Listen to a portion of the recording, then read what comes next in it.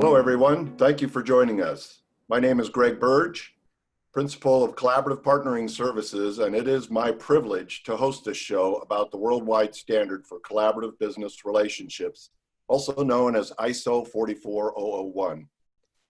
As an original member of the United States Technical Advisory Group, or TAG, ISO 44001 guides businesses looking to collaborate around the world because countries around the world shaped this standard.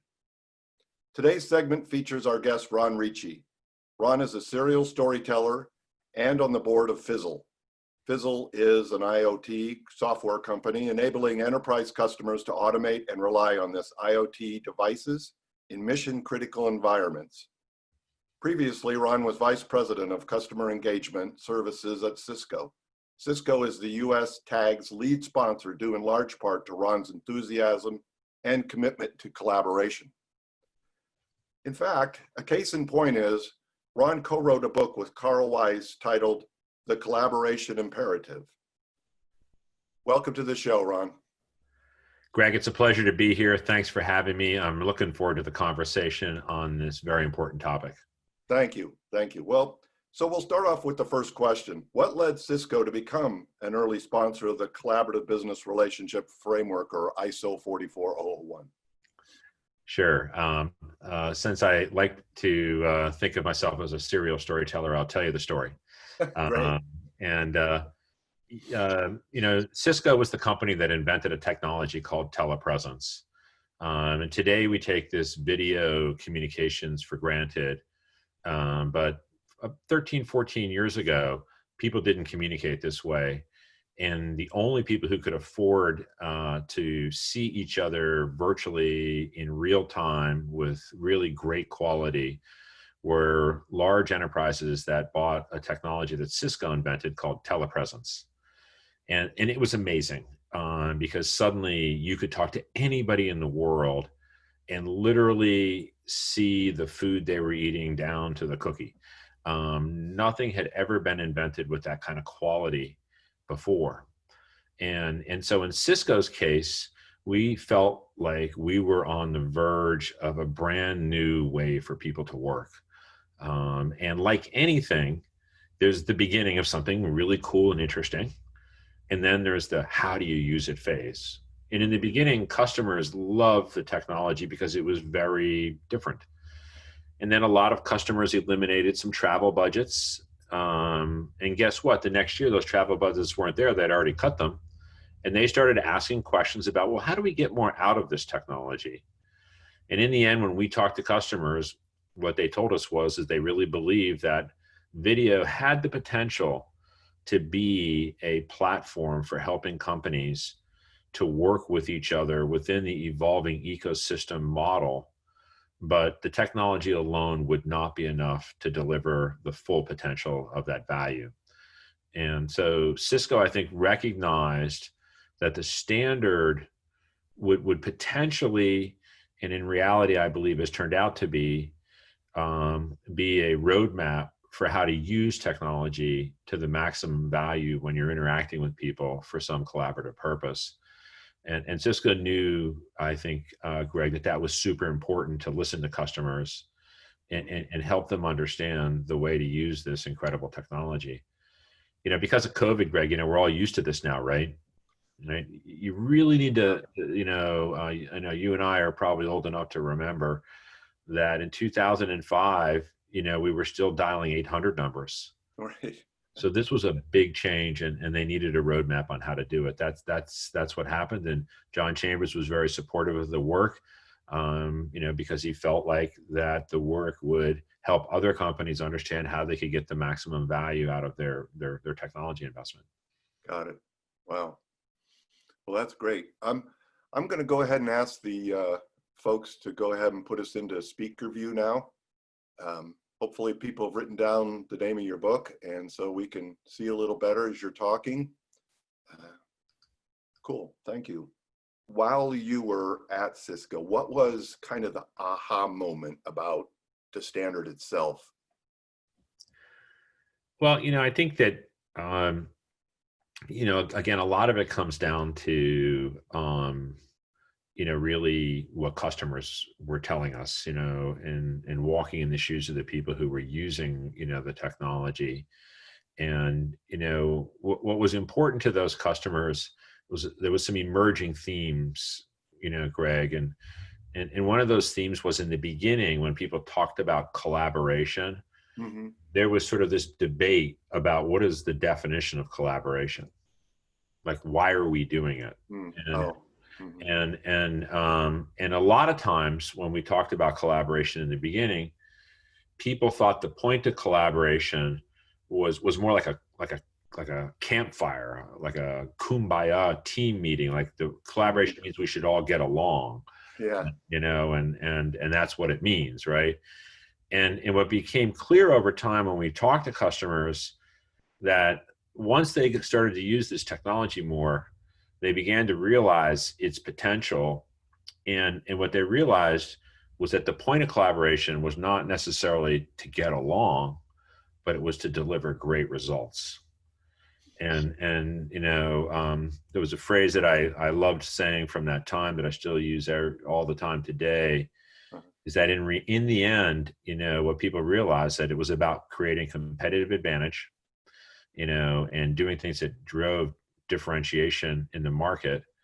It wasn't about consensus. And in many ways, we came to believe in Cisco, and this was maybe our aha moment, Mm-hmm. was that consensus was actually the enemy of collaboration. It wasn't about all of us getting along, because as soon as we all agreed to get along, we realized that what that meant was that we were never going to choose the most effective and most significant idea to win in the marketplace. Mm-hmm. And so I think that was really the aha moment, was that let's make sure we know why collaboration even matters. Kind of like collaboration is not groupthink. Right, exactly. Right, exactly. And so because of that, we were looking for how to use collaboration to create the greatest opportunity for differentiation. And usually that requires teams of people to make choices and trade-offs. And, I think a lot of the reasons why I really believe in the standard is because you need to make trade-offs, and trade-offs are hard decisions, Greg. And in the absence sometimes of having the right tools to help teams that have never worked before make trade-off decisions is really hard. So to some degree, that's really what sort of pushed us over the line to be committed to this effort. That's a good point about teams that have never worked together.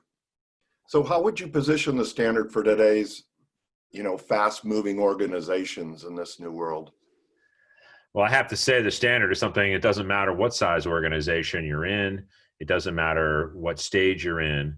Some of the general principles apply, any of those different scenarios, So I'm on the board of a fast moving startup where the market moves so quickly that it's hard to imagine, the pace that it's going at. Pace and speed in many ways require more adherence or reliance on some of the principles of the standard. So for example, one of the key sort of areas that I felt were important to be in the standard was the importance of organizations to operate with one common vocabulary, so we all could understand each other when we work together. Like, what is your definition of strategy versus mine? Yep. Do you use goal or do you use objective? I mean, they're subtle differences, Yep. but they can create a lot of friction if you don't know what those subtle differences mean to each other and how do you agree on a vocabulary. And what I found, that idea of common vocabulary is universal, depending on regardless of whether you're in a startup or whether you're in a Fortune 50 company like Cisco. What is the definition of success? And that is one of the principal, ideas behind the standard, which is how do we all speak the same language, not language, but in the sense of what is the purpose of us working together, and do we all understand it in a clear way? Yeah. It certainly goes to the point about, especially for teams that haven't worked together before, even more so. Yeah. I'm sure every company could go through the exercise. I'll tell you just a quick backstory on Cisco, because we went through this exercise. Yeah. Is that, the word strategy is probably one of the most overused words, right, in any organization, right? Yeah. Yeah. And so Cisco really went through a really soul-searching effort to try to determine what should our common vocabulary mean around the word strategy. Like, what does strategy mean?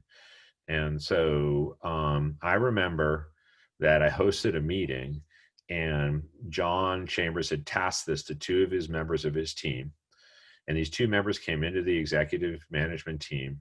One of them had gone to Stanford, and the other had gone to Harvard. And they both showed up with the textbooks that they went to college with. And they both read out loud.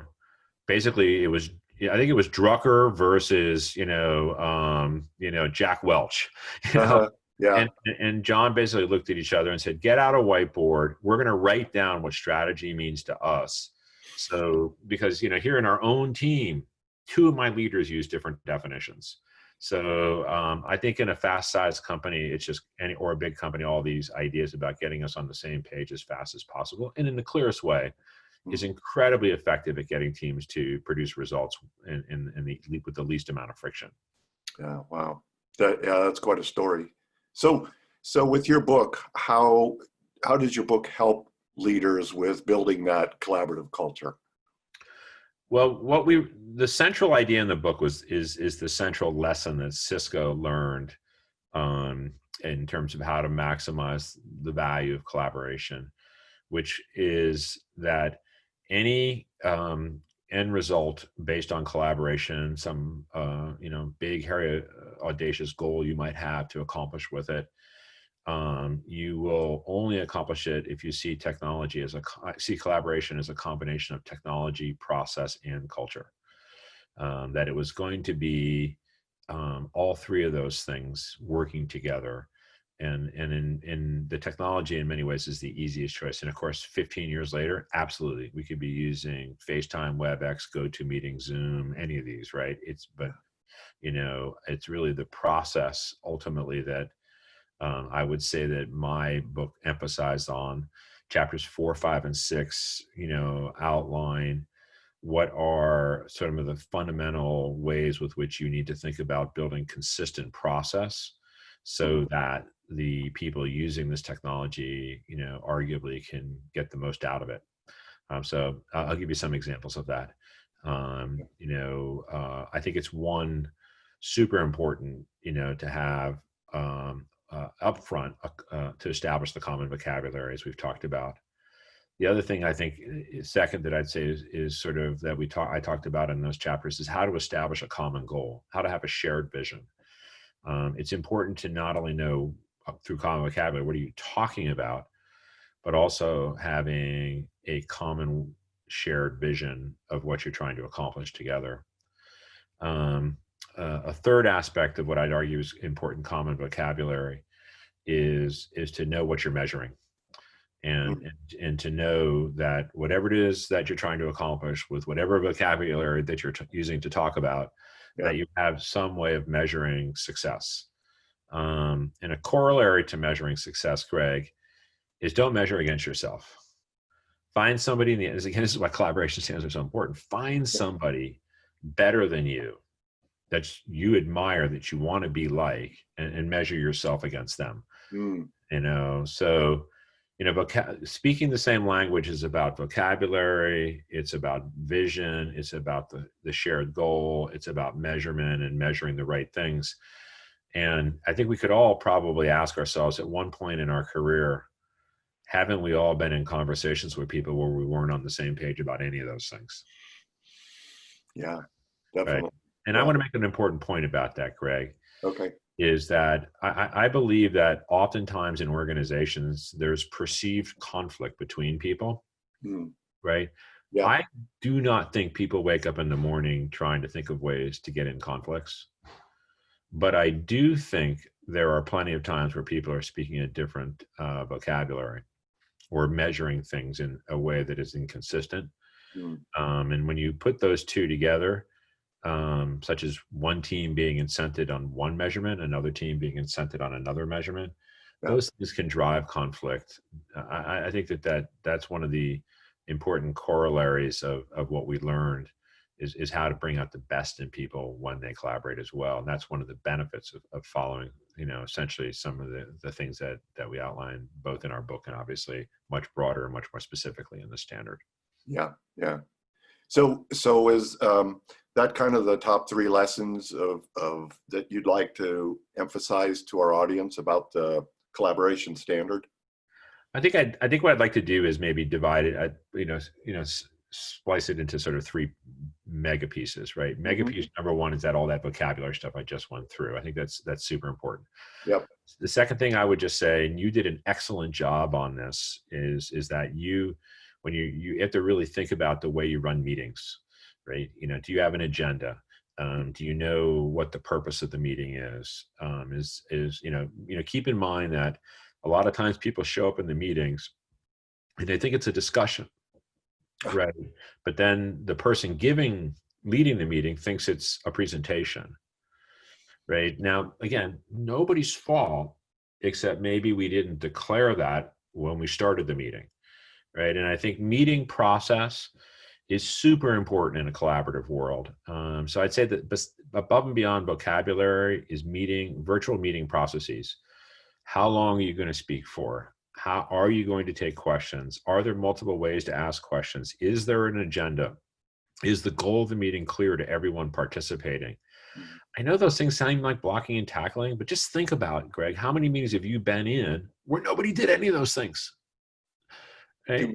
And that's really, I think, just a great source of productivity, but also an extraordinary opportunity to let people be their best, and not feel like they're not being heard, but when maybe it isn't a meeting to be heard, right? Yeah, right. Right. And then I'd say the third thing is, and this is really a message to all the leaders out there, because I think this is just fundamental. The lesson I learned from working with John Chambers, and obviously hold John in high regard, Sure. is that you have to role model the technology.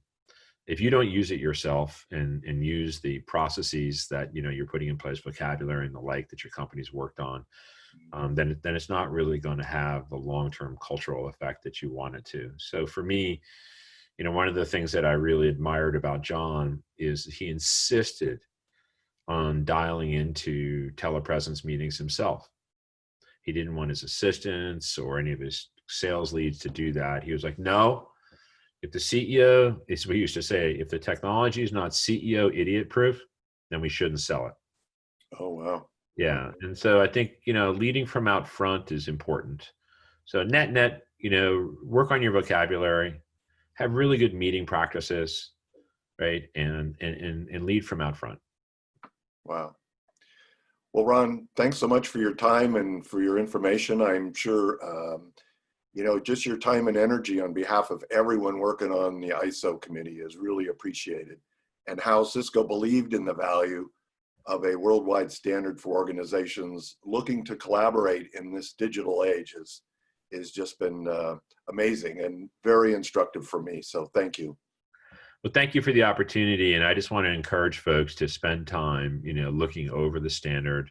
There are parts and pieces for everybody to take and put to use that will give them almost in a way like an encyclopedia type opportunity to see what are all the ways with which you can improve your team performance and the way you work with others around the world and within your own company. So thank you for the opportunity to spend a little bit of time talking about it. Really appreciate it. You bet. Ladies and gentlemen, if you are interested in how the standard can apply to you, please take a few minutes to complete the complimentary 20-question Partner Capability Assessment Platform, PCAP. The PCAP is an informative and simple way to gain insight into the collaboration framework through the lens of your organization. Please stay tuned for the upcoming segment of this series. And meanwhile, you are welcome to contact me with additional questions, comments, and/or ideas using the information on this slide.